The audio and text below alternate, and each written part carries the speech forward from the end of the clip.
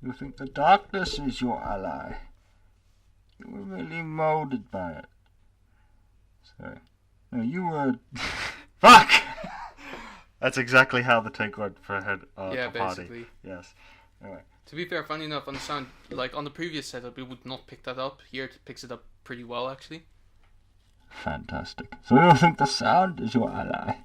You merely adopted the sound. I was molded by it. Raised by it.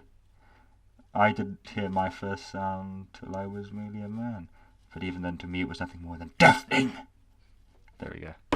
That's the intro. Yeah, the funniest thing is the point where you go deafening. It goes deaf. It peaks. Let me turn you down a tad. Deafening. There we go. All right. Yeah. We'll put that over. This is all experimentation at the end of the day. Yep. All right. Discovery requires experimentation. Yeah, this is good. This is very good. Mm-hmm. So. Anyways, welcome to Dawn of Discussion. Dawn of Discussion.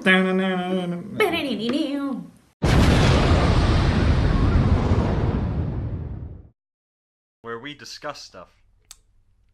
Yes. Yeah. So today's was a bit of an impromptu recording, so we hadn't really planned anything until We never now. do this. Like, Yeah, we never wing it per se, but we kind of felt like we had to, considering we're massive fans of DC.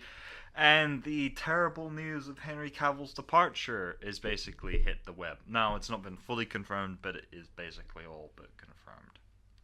Yeah, and so basically, if you haven't heard, the whole story basically surrounds the Shazam movie, because in the Shazam movie, Superman was supposed to have a cameo, but it got scrapped because of his schedule commitment to Mission Impossible. And also The Witcher, which is now slowly... It's slowly getting into But that was pre-production. more... The Witcher was going to influence later scheduling problems for Warner Bros. In DC. Yes, but also mostly because Henry Cavill apparently was wanting to be more involved in being just an actor in it. He wanted to have a producing role in it as well, which takes a lot of time. And so basically DC is getting at this point where they're like, well, you know, if you can't do it, then don't. Yeah, then don't, yeah. And So that's one of the reasons that we heard. Yeah. But there's actually a couple of rumors around that as well on DC's end of why it's not happening anymore. Yeah. But from what we hear, it seems like it's mutually sort of like a mutual Seems so, agreement. That neither side has bad blood between the two. Henry Cavill and Warner Brothers / DC can kind of both go, okay, it's not going anywhere anymore. Let's just go our separate ways. In all honesty, I'm kind of saddened by the news because I thought Henry Cavill was a great Superman. He had the look, definitely, and in Justice League he seemed a lot like Superman. The smiles and the whole The attitude. this guy still bothering you thing, that was Superman. It took a long time for the proper version of Superman, the DCEU, to get on screen, but he finally did get on screen.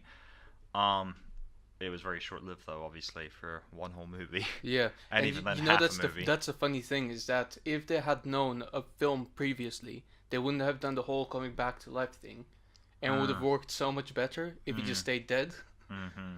And now it's like, well, Okay. he's come back to life and he's fucked up into space somewhere. Yeah, him and Lois have retired, which is, I assume, the thing they're probably going to go with, is that maybe he retires and some other person becomes Superman. So let's discuss what happens now. Yeah, so basically, at this point, we don't know anything for sure because the internet knows nothing for sure, and we're, unfortunately, as to our sources, are bound by it. I think there was an article on Deadline that suggested that the main reason that DC actually wanted to get rid of Cavill is because they wanted to start focusing on the Supergirl film, and they said that because Supergirl is actually somewhat older than Superman, Cavill can't play him because of his age. However, that makes no sense because, as most of you may recall as well, she was stuck in the Phantom Zone for like years, to the point where, and in the Phantom Zone you basically don't age, to the point where in physical age, She's younger. She's younger now. Yeah. So that's not really a reason. And if you have him replaced by a baby, you can still do that. And they also did do a prequel comic to Man of Steel, which was about the scout ship crash landing on Earth. Yeah. Thousands of years ago, which had Kara Zor-El. So in fact, in the actual lineage in Man of Steel and the DCEU, Kara Zor-El is not actually a cousin. She's related through blood, yes, but she's an ancestor to Kal-El. But the idea was is she crash landed on Earth in the North Pole and she's somewhere frozen in ice. So she's still incredibly young. She still has the physical body. She probably would be. But she's probably a few thousand years old at this point, so that's a bit weird. But regardless, either way, her breaking out of the ice is sort of like, yeah, she could still be very fairly I mean, young. as long as Batman's down for that. Yeah. Which he is. Which you'll find out next week. No, he isn't, because Ben Affleck has also been in talks for like years now, but more solid now that he wants to leave as well. We'll get to that in a bit, but obviously with Superman as well. There's another rumor going around, also thrown around by Deadline, that they potentially, after the success of Black Panther, are thinking of getting Michael B. Jordan to play Superman instead. Now, I know what you're thinking. That's stupid because there is no black Superman. Unfortunately, that's not right. There is actually a black Superman. There are several. The most recent one is Val Zod from Earth 2 in the New 52 canon. But also, it had crossed my mind, I don't think this is the direction they are going with, but I would be okay with it, is if they say, okay, we're going to do a Supergirl movie where Michael B. Jordan is not Superman, he's Steel. That, to me, I could get on board with, because Steel is a black guy, so it would make sense. Plus, instead of making Superman black and changing a superhero already, why not just say, hey, we're going to do another superhero who is already black and give him some limelight? Because then it's more powerful when you give another unknown superhero more limelight and more time in the sun than going, we're just going to rehash Superman and make him like this. Because I think it's one of those things where, at this point, I watched a few videos on sort of from people on YouTube talking about this sort of stuff, and ultimately one video, and I ultimately reluctantly but unanimously agreed, yes, this is what they should do, and he just said they should end it. At this point, the DC universe should just end, and I completely agree. I think they need to can it. I think they should do it like as such that like they do Flashpoint, but instead of managing to get back in time, Flash just fucking trips as the universe collapses all around him. Yeah, he wipes out the universe, and he wipes out this universe completely, and it's perfect as well because everyone go, actually, this is a perfect ending. Why? Because it's like a metaphor for how Warner Brothers was such a train wreck with DC, and how Flash was such a train wreck in the end in Flashpoint. It's like it's a perfect metaphor. And also, if you think about it, that universe collapsing is basically like a metaphor for like DC trying to make a universe that's dark and gritty, and then they see that it doesn't work, so they go like, we knew that all along, we just wanted different tones in different films. Here's a lighter toned, almost comedy one. Yeah. Like basically almost an admission to the fact that everything that they're doing isn't working, and therefore falls apart, much like the Flashpoint universe. Because I do kind of want to talk about briefly about it, the Dark Knight trilogy, and how, in my opinion, the thing that really did kill DC, the EU, it was a multitude of things. It was Snyder, it was Warner Brothers, and it was heavily Christopher Nolan's dark, gritty interpretation of Batman. Now, don't get me wrong, the Dark Knight trilogy is a very good trilogy. Dark Knight is possibly one of the best Nolan films out there, and one of the best films currently of our generation. However, first and foremost, I'm going to bluntly say this, you can disagree with it or not, I think it's one of the worst. It's not one of the worst, but I think I like the Dark Knight trilogy as a film. I hate it as a Batman film. Because the thing is, I see Christian Bale and I don't see Batman. I just see a guy wearing hockey pads. Whereas you look at Ben Affleck's Batman, and in my opinion, he was the closest you could get to an interpretation, despite the fact that he did kill. In Justice League, he no longer seemed to kill. But it was more like, okay, this is actually the closest they've ever gotten to almost a natural version of him on screen. Potentially, yeah. Yeah. I mean, I guess Michael Keaton got almost there. Yeah, Michael Keaton was very close. I feel like Michael Keaton was like the perfect middle point between dark and still kind of campy. Yeah, absolutely, yeah. But for me, it's always going to be Adam West. Sue me if you like. The really campy stuff. Yeah. Yeah, I have nothing, because I just think that's the thing with the Adam West one. It knows what it is and knows what it's doing, and it accepts it. So you have to accept it as well. You can't just say, "Oh, it's nothing like Batman." It's like, well, no, it's exactly how Batman is. It's like when you read the comics from the time, the dialogue is word for word like that. Like the old comic books used to be quite campy. Yeah, they were during the 40s, 50s, and even 60s. They were extremely campy. And to be fair, it's because it was a very fucking dark time during the, you had the Second World War, coming out of the Second World War, the Vietnam War, the Korean War. It was a fucking horrible time to be alive. Nuts. So they had to find some sort of way of making it more lighthearted and giving people some sense of hope and a brighter future and brighter day after. And that's what the campy superheroes were for, like Superman, like Batman, like Spider-Man, like Wonder Woman in that sense. Yeah. I mean, I remember as well, I have a comic book at home called Doctor Strange, something like something land in a timeless time or something like that. Yeah, yeah. And I remember the dialogue in it was fantastic because every time Doctor Strange was about to perform magic, he would say what he was going to do, then he does it, it works, and he just goes, yes, it works. I mean, that's not dark and gritty. Like, if you compare it to the actual like dialogue in any of the Doctor Strange movies, animated or live action, the dialogue is so much more realistic and natural. But that's because the time that we're in now, that makes sense for it. But back in the day, comic books were very campy, and that's one of the beautiful things about them, is that they were so odd and almost like unrealistic to an extent. Maybe that's the nail on the head. Yeah, because I think ultimately Dark Nolan, Christopher Nolan's Dark Universe did kind of kill DC, because ultimately, as I think we talked about, the one thing DC cannot be is ultra dark and ultra gritty. Nope. Batman, to an extent, yes, he can be, but ultimately the thing is, DC is set in a fantastical world where there are guys with green rings that give them unbelievable powers, and a man who's super fast who can travel through time and space, and a guy who can shoot lasers out of his eyes and whose weakness is a green rock. We're talking about fantastical people who make no sense in a realistic tone or setting.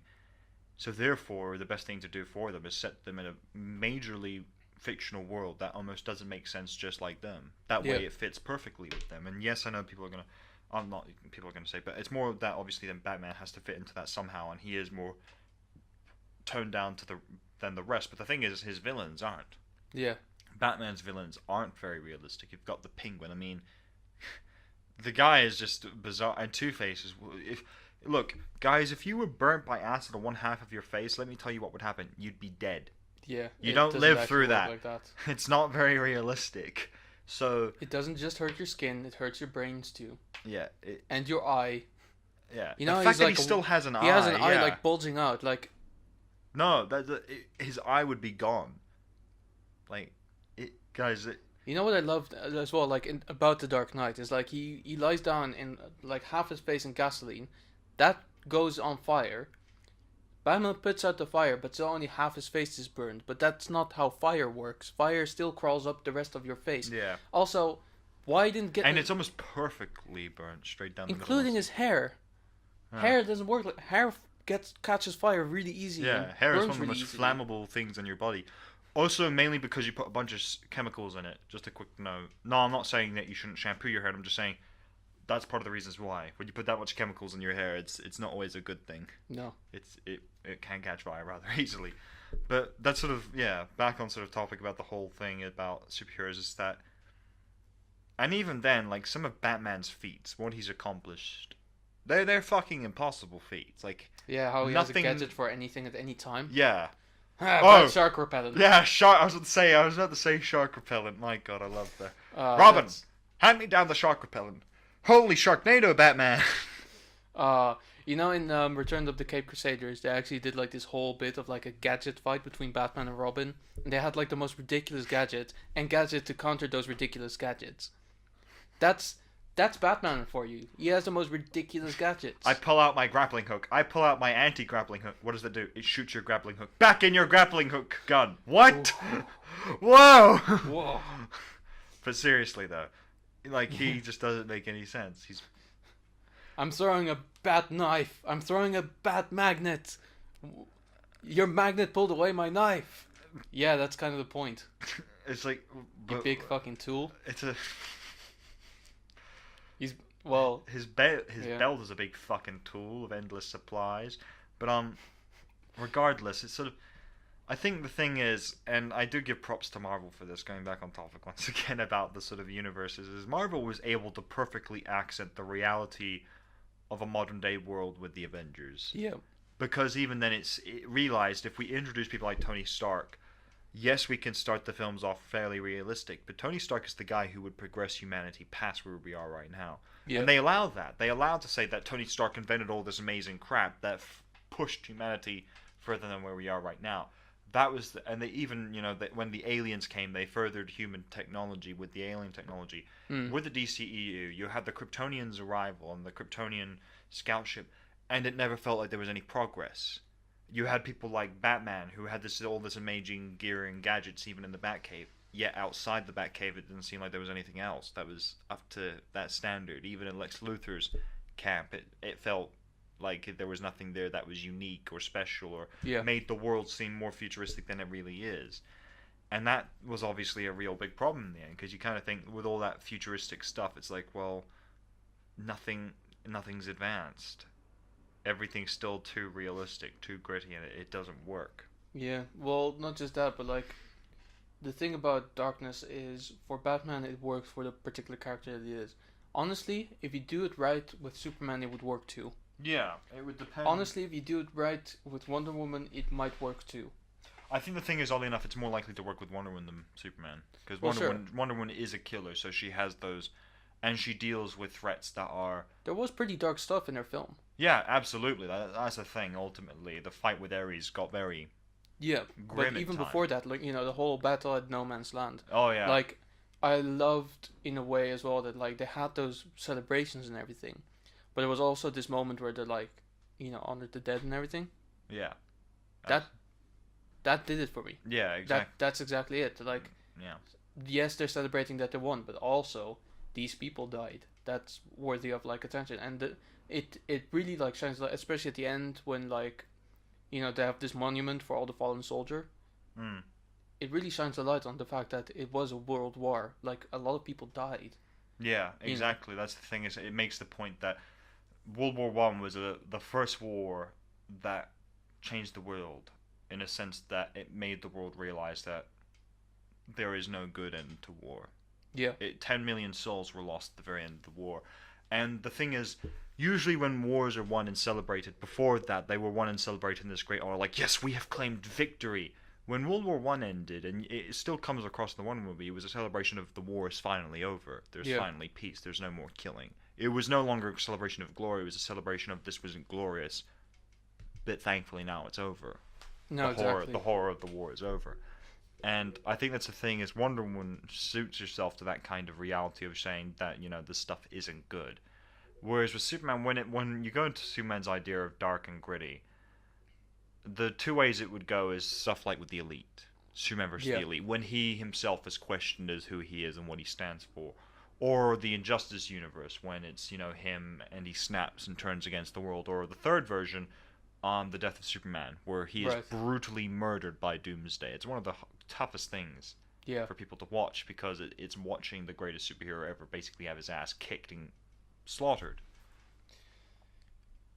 I think we covered a lot of ground. I think it's good to go to a break now. Yep. And then we'll talk a bit more about the actual like losing of Cavill as Superman. Yeah. But first, today's sponsor. I want to say memes, but they're kind of... Yes. Are they still legal? They are legal here in the UK because we're no longer part of the EU. They're illegal. I knew Brexit was good for something. It was good for one thing, and I was joking about this very thing with a friend of mine online. Two friends of mine, one of which lives here in the UK, and we were going, "Ha, we still have memes," and the other person going, "Yeah," and he lives in Belgium, so you don't have memes anymore. Fuck you, Belgium. Fuck you, EU. Slap. And the best part was, I saw on Facebook the other day a drawing of like the whole Gru thing from Despicable Me, where it's like that meme of him going, so we get this, we do that, and then nothing happens. It's like, wait, nothing happens? And then that meme, but it was all drawn, and it was basically stating, first we outlaw the memes, then I draw the memes because these aren't outlawed because they're not trademarked. And then the memes look shit. Wait, the memes look shit? And it's like, yeah, you have to draw them now. Like, you can't. Yeah. It's illegal to use. Slaps roof on top of UK. Who the fuck's idea was it to make... so many fucking memes in it. The best part was, apparently one person in an interview who voted against the whole thing to basically outlaw memes said he had no idea what they were. It's like, what? Well, thank you, but also, where have you been, man? Yeah. Like, I get that you're probably old and white and, like, in your 70s, but still, it's 21st century. You gotta know what memes are. It's, like, the biggest pop culture thing. And yeah. Memes will outlive humanity. For sure. Seriously. You know what the funniest thing as well is that you know the guy who like wrote up the bill, like celebrated, and they tried to make a meme out of that so that he gets banned. Oh my god, yes. So yeah, let's get on that. Alright. The thing is, I feel like now because of this beautiful position that the UK is in, I feel like we have some sort of responsibility to liberate the EU from the the meme oppression banning of- oppressors. You know? Yeah. Screw. Oh yeah, please. I mean, screw feminism. Screw Black Lives Matter. What we need is memes matter. Yes. Or Because memists. memes all the way. Meme supreme. There we go. So that's our sponsor, memes. Memes. Memes matter. Can we stuff another meme in there? Do you know D-Way? Do you know that way? Do you know D-Way, my mother? Sorry, that We have meme- to protect the memes. That's an old dead meme that will just never stay Let's dead. be honest. Every meme that pops up within a week dies because people hate them. The funny thing is, memes have such a weird life cycle where basically, like, a meme gets created, it dies pretty quickly, and then is revived pretty quickly as well as an ironic meme, and then becomes an actual meme for a really long time until it dies again. But And that then cycle it's- repeats. Yeah, it's a rinse repeat. Like that's the thing. People are saying, "Oh, Uganda Knuckles is never going to return." He will return because He's returned already. He knows the way. But He's returned already. yeah. But anyway, I think that's it for our sponsor. That's our sponsor. And now,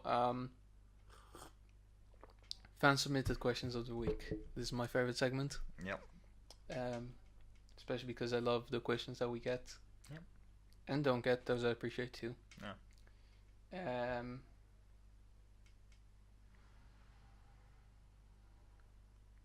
Yep. All right. Thank you very much.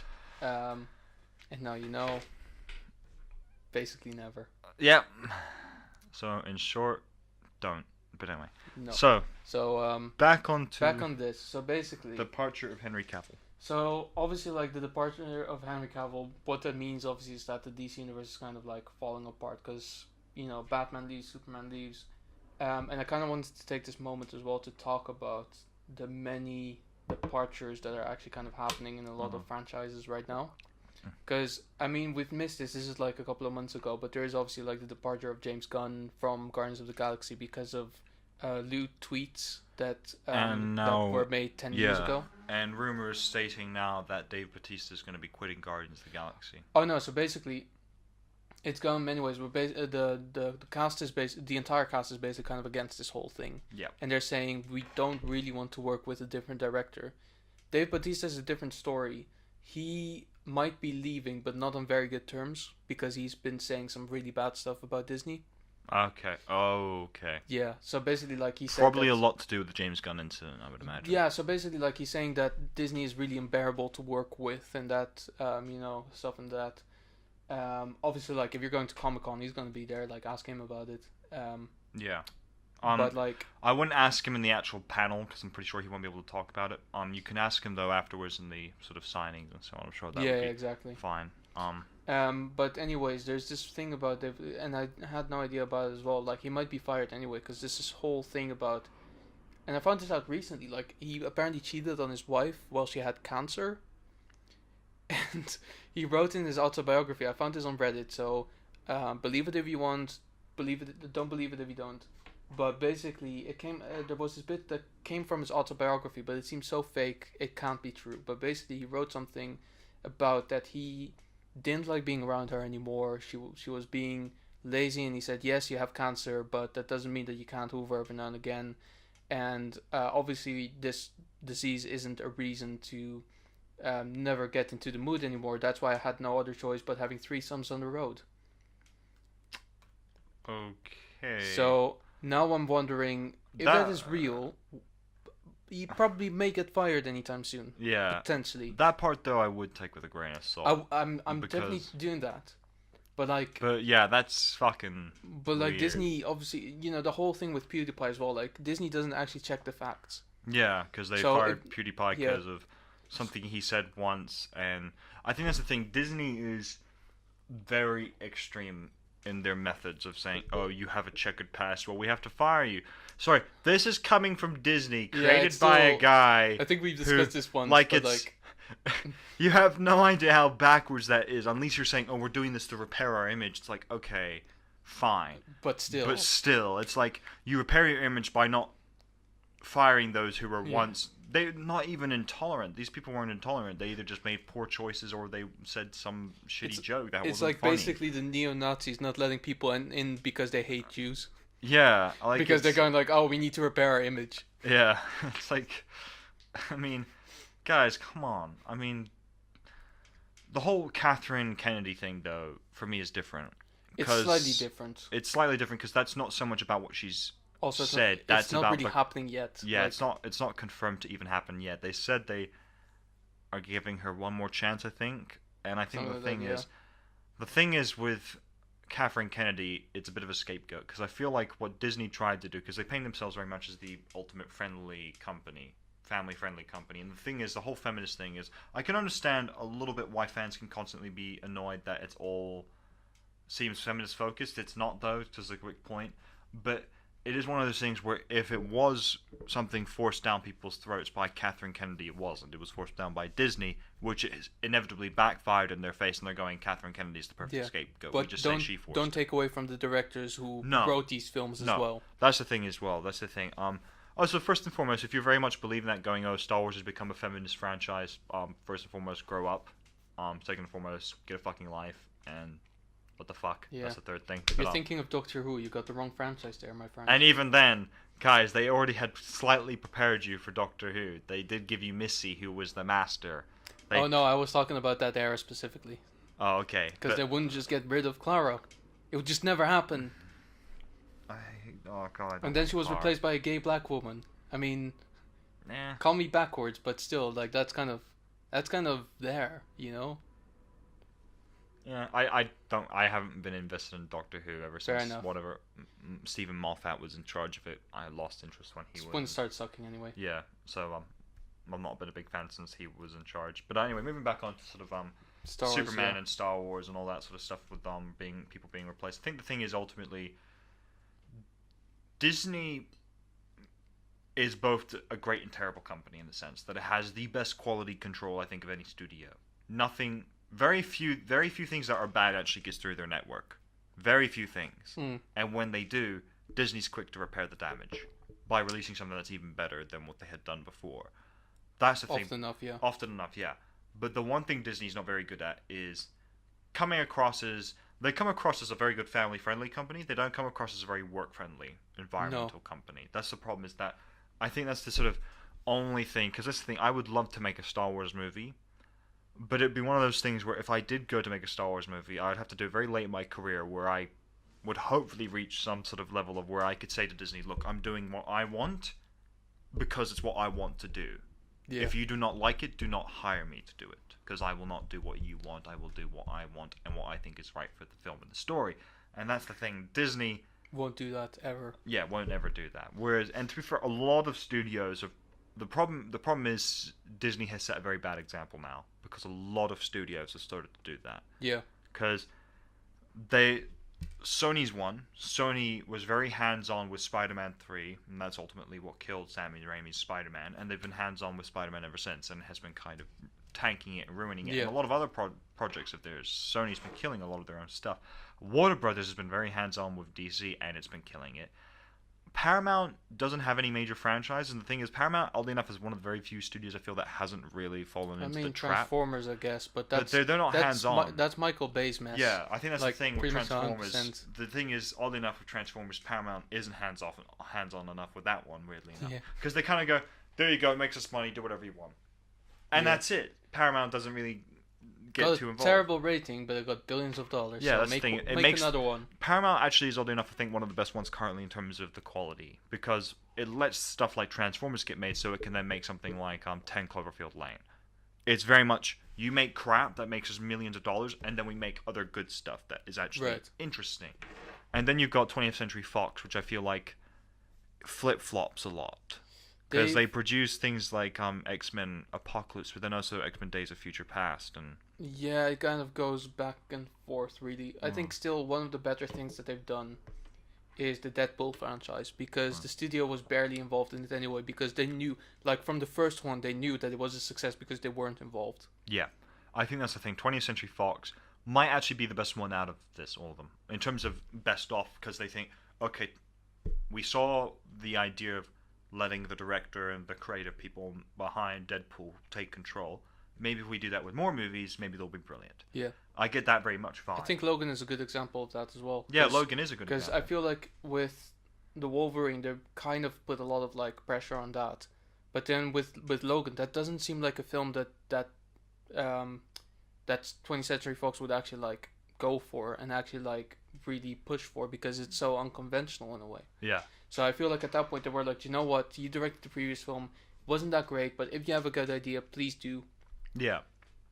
Yeah, pretty much. Because I think the thing is, looking back at Disney and their control over everything. Their control over Marvel is actually a lot looser. In the sense, well, yes, they fire directors because of things they say. They don't fire them over creative differences. No. Whereas with Star Wars, that is very much the case. And I've noticed this is a trend with studios. They put so much focus on one thing. So for Disney, it's Star Wars. That something else loses focus, and oddly enough, it ends up going off in a better direction, like with Marvel. No, exactly. And Warner Brothers is having the same thing, where they're focused so much on DC. It seems like, I'm going to withhold judgment because I'm not entirely 100% behind it, but I think it looks good. Godzilla King of the Monsters, it looks like that stuff is going in the right direction. Right. Because it looks like Warner Brothers has loosened the reins on that. So I think there's a thing. And this is if any studio executives or whatever ever watch this, which I doubt they will, but hopefully one day they will, maybe you'll notice that and going, whatever we seem to touch turns to rot and decay, but whatever we let go of goes well. Now, the only studio that's kind of the exception to this is Disney, because even if they do touch stuff, for some reason it turns into gold still, because Star Wars has been consistently okay at this point. Yes. There's no been stunner, but there's been no bad film, I would say. Well, I mean, last year that was really, really close. It was close to being a really because bad the thing is, it is one of pretty much the only Star Wars film that I don't enjoy watching at all. Yeah, like fair enough. it is actually very difficult to watch with a smile, because the smile fair just never really appears. That said, like I feel like with Star Wars as well, is like when you look at these directors, like J.J. Abrams clearly was passionate about it. You can tell, because Force Awakens wasn't that bad. Yeah. Now, Ron Howard, don't know, like Phil Lord and Chris Miller obviously were big fans, and I think in Solo it shows. Yeah. Colin Trevorrow, however, I think just does it for the money. Yeah. That's really what it looks like. And I feel like, I don't want to say this like outright. Yeah. I don't want to say this outright, but I feel like Kathleen Kennedy does too. Yeah. I don't know how much of a Star Wars fan she really is. Yeah. And I feel like if she isn't a Star Wars fan, she's doing the wrong job. Yeah, she shouldn't be in charge. Whereas when you look at the Marvel side of things, Kevin Feige has been working on these films for 20 years at this point. Like, he's been working way he before. comes across as a guy who likes Marvel. Genuinely, yeah. Yeah. And when you look at the directors as well, like, yeah. James Gunn especially, like, holy shit, he's a massive fan. fucking nerd. Yeah, huge nerd. I think that's like there's still the Easter egg in Guardians of the Galaxy that no one ever ended up finding. Yeah. After all these years. Yeah. Because and like when you look at other ones like Anthony and Joe Russo, huge fans. Joss Whedon even, like Age of Ultron wasn't that good, but I feel like that was more of a corporate movie than an actual passion film. Yeah. The first Avengers though, you can't fault it. Yeah. It's the perfect movie. It is. It's a lot of fun. A lot of fun to watch. Because I think that's the thing as well when you look at certain directors who... Like, that's the thing. I think the thing is, for me, Zack Snyder is a fan, but the problem is he tries to be smarter than he actually is with what he does with the films. Because that's the thing. He tries to make the films seem more intelligent and cerebral than they need to be. And that's also the thing I got with Rian Johnson, whether Rian Johnson is a real... I think he is a fan. Shit, I said Colin Trevorrow, didn't I? Yeah. Whoops. I meant Rian Johnson. Yeah. Whereas with Rian Johnson, it looked very much like he's trying... Because that's the thing. With films like Batman vs. Superman, with Star Wars Episode 8, you can't make these films seem like clever films.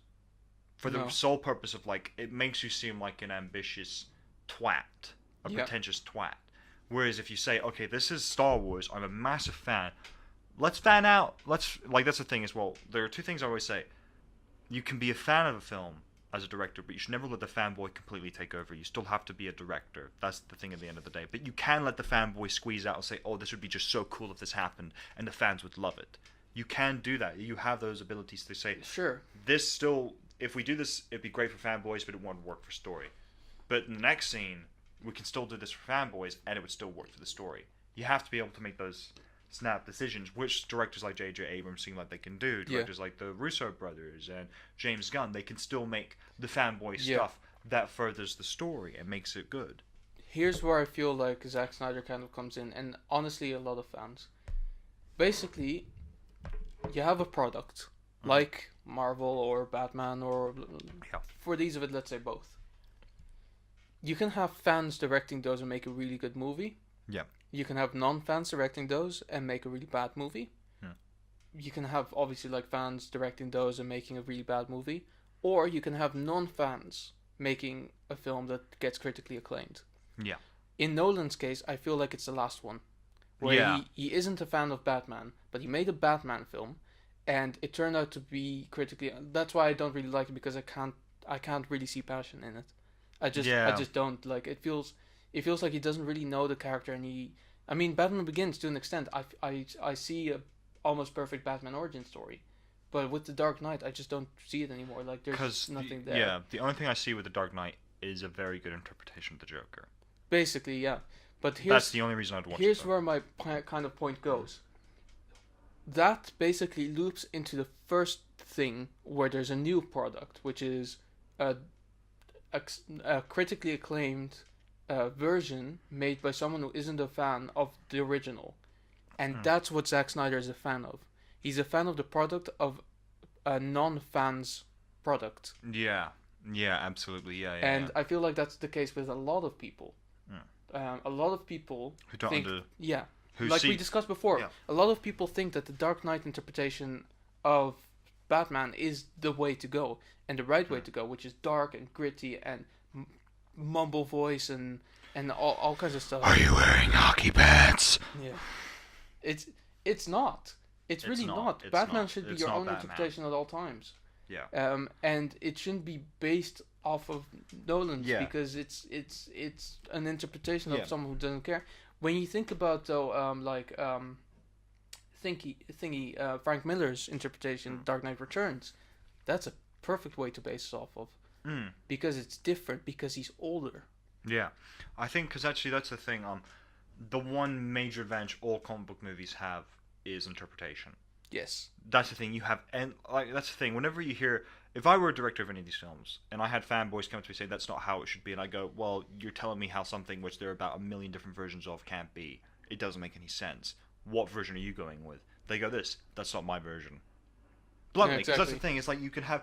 Like, that's why I always tell people when the casting of Jesse Eisenberg as Lex, I can say you can fault it because you don't think he's a good actor. Never fault it because you think it's a bad actor choice, because there's an infinite amount of choices. Now, ultimately, it didn't work because they tried something too crazy, and that's the thing. I state you can do whatever you want, but at the same time, it has to be within reason. Like, that's the thing. I know that's a bit counterproductive, but it's one of those things where if I did direct a Superman movie, I'd still keep, bold Lex. I'd keep that. Or Ginger Lex, who becomes bold. I'd still keep white Superman and white Lois Lane. Maybe someone like in The Death of Superman, where in the animated movie they just made Cat Grant black. I'd be like, yeah, sure, that can happen, because it's a fairly minor supporting character. Or even like a minor villain you could make black, but never... Yeah. Well, that's the thing. If someone were to come up to me and go, make a modern day Manchester black, I'd be like, okay, an actual black Manchester guy, from an actual black Englishman from Manchester. Yeah. Like, that's the thing. It's fairly simple, and it could still easily work. It would still work. Yeah, because that's especially the thing. with the backstory that he has. Like, yeah, actually, very much in the ghetto. When you think about it, a black character makes more sense. Yeah, it does, absolutely. You know? Yeah. Make it happen in Peckham. Excellent. I think that's the thing. It's like, and then you could cast John Boyega. Yeah, and he can finally do his British voice. Yeah! But like that's the thing. It's like when you look at those sorts of things, it's like I always do tell. I'm the very first person whenever I see casting to sort of say, hold up, wait till you see it. Yeah. Because you. That's the thing. There were a couple people who were. I was just talking with some people online who were friends of mine about The Witcher and how they cast Henry Cavill, and they went, "Oh, that's wrong." I went, "This one I'm a little more forgiving for fans because like there's only one version. There's only the video game version. There's no comic books. There's no infinite universe. I mean, there's books, but there's no pictures. Yeah, there's no pictures, so you assume that he looks like he is in the which video means game. it's a bad kind of book. Gotta have pictures. Go, I'm 4 years old. pop out pictures as well, the ones that don't Yeah. let you. But Oh shit! It's Gerald. killing something. But anyway. Oh god, it's a wolf. But it'd be. I think that's the thing with comic books is. You should always allow the director to have some creative freedom. Yes. Always. That's the thing. And that's the thing. In comic book movies, you allowed that. Now, obviously, we kind of didn't like the idea of Michael B. Jordan playing Superman because of the. And I'll be blunt because I think for me, if they're going with. If that's the thing, if Warner Brothers came out and said this is not Kal-El, this is Val Zod, then I'd be like, okay, fine, I'm withholding all judgment because this is not Kal-El. At this point, you've confirmed to me this is not the real proper version, the original version of Superman. This is another version. If Warner Brothers comes out and state that, I'll let it slide. But if they state, no, this is Kal-El, then I'll go, you're fucking wrong, because Kal-El is, well, he's Henry Cavill at this point. That's what I see Kal-El as. Yeah. And that's the thing is, they need to realize is that a lot of the characters don't need to change. If you want to make a black superhero and there isn't already one, but you're like, oh, well, let's just change one. No. Here's a fucking ingenious idea. Make a new character. Honestly, though, the DC is so full of good black superheroes. I mean, why can't Michael B. Jordan just be like A Jon Stewart, even. John Stewart? Yeah. Fuck Even it. though I think Idris Elba would be a better fit. But Yeah, why can't he definitely. be, for instance, Static Shock? Or, yeah, Or Static Black Shock, Lightning. or Steel. Or Icon? There's just You so know, many... there's so many options out there. Yeah. And for some reason, people limit themselves. Yeah, I think that's the thing is because one thing is Warner Brothers like it very much the sense of the feeling of, which is weird, is while they're willing to do films like Aquaman, which already in itself is a bit of risk considering the bad reputation Aquaman has, which we've discussed is very misinformed. Very thoroughly. And failed to defend him to an extent. Yeah. Whoops. Sorry, Aquaman, but the point is in the end, ultimately, the thing is if you want to make. Well, that's the thing. When I think of like certain dream films that I would love to see, and perhaps even make as a fan, I'd love to make a Booster Gold movie. Yeah, that'd be cool. I think because that's the thing. Films like that are so like Booster Gold has the ability to become a Deadpool-like film from Warner Brothers. That sort of scale, like this is weird, it's wacky. He's a really strange guy, but people will love him because he's just so self-deprecating. In a sense, well, he's not self-deprecating. He deprecates other things. Like you could get a sense that he'd make fun of something like Warner Bros. Going, oh, they fired me out of creative differences. Yeah, apparently I'm not black enough, and it'd be actually quite funny. There you go. Like you could have those moments where it's really funny. And you could have his own X-Force featuring Bouncing Boy. I It's actually got to be in there. came up with the idea of like, if I ever did do this whole cinematic universe, and I did the very end of it where all the heroes from the DC universe come together. I'd love a moment, and I put it. I had the idea for it be in the trailer as well, where it's Hal Jordan. He meets the Legion. It's like, so who are you? I'm Bouncing Boy. So what do you do? I bounce. It's like, oh, okay. And then the very next scene is just him hitting Bouncing Boy with a tennis racket. It's like that would be just That would be cool. that'd be golden. Let's be fucking honest. watch that. That would be brilliant. And it's just obviously it'd be into battle as well. It wouldn't be just for fun. It'd be like we're back and it just hits the bad guy. And everyone's like, did he just whack Bouncing Boy with a tennis racket into the anti-monitor or whatever? And you're like, yeah, he did. That's fucking cool. Like, that's the thing. Like, superhero movies like that have infinite range to be whatever they want. Yeah. They have so much range. And then he turns and he goes, who are you then? He goes, I'm Color Kid. Yeah, what do you do then? I change the color of things. And he goes, that's stupid. You're yellow now. No! No! No! Stop me. Oh god, that Everything is yellow. No! No! Damn you, Sinestro! God, he'll fuck with Superman so badly. Superman picks up a glass, it turns green. And then he just looks at the color kids like, seriously? Asshole. Man, make a Color Kid movie. That could be amazing. Yeah. But yeah, that's honestly, yeah, I all think the time we have. So, final thoughts. Final thoughts are. Warner Brothers just end DC right now. Honestly, because I think they said they'd do 2020 with Flashpoint. 2021 now. 2021, fuck. Oh god. No. Yeah, they keep pushing it back, and I feel like at this point there's no... Like, they haven't even started shooting. Apparently they're going to start shooting in, like, a couple of months now. Like, end of 2018. But that's dumb. That's not good for the script, then. That's dumb, because they were supposed to film, like, 2 years ago. Yeah. So... They were meant to film all these films, like, 2 years ago. Yeah, what happened? They found out they were shit, so they pushed them back. And you want to know what happened? Nothing. They're still crap. You know what the funniest thing is? There's actually a studio representative that says, like, we know that parts of our previous works weren't that good. And I'm like, parts? Yeah, okay, at least you're willing to admit parts. Now let's keep going. Parts. When you say parts, do you mean everything? As in, this is one Yeah. part of a bigger Do problem? you mean there were some parts that were considered good? Yeah. Because that would be more accurate. I think that's the thing. It would take you less longer to name the good stuff than the bad stuff for DC Yeah. currently. Here's- Wonder Woman, and that's about it. Batman vs Superman. Let's look at these bad parts. There was the first part, and then the last part, And, and the then middle, all of the parts in between. Yeah. The only good part in Batman vs Superman, Ben Affleck's performance as Batman, Henry Cavill, Henry Cavill as but Superman. not his performance. Not his performance, no, but him. Wonder Woman. Yeah, actually, no, Wonder Woman. Wonder Woman is still my favorite character in that entire film because she's the only one that actually acts like she should. Yeah, she's the only one who acts like she does in the comic books. Batman towards the end kinda acts like how Batman should, Kinda. and Superman does as well, at least with the sacrifice part. But beyond that, it's like they're still not who Well, they are. the thing is, you know, in actual like Death of Superman, Superman did that because there was no one else around because all of the other superheroes were effectively rendered useless at that point. Yeah. Wonder Woman could have done it. Or Just- Batman. If it Watch wasn't how for it a should huge have been. fucking ego. Well, that's the thing. She's a trained warrior. She could have fucking thrown that thing. It's like it wouldn't be her first spear, Yeah.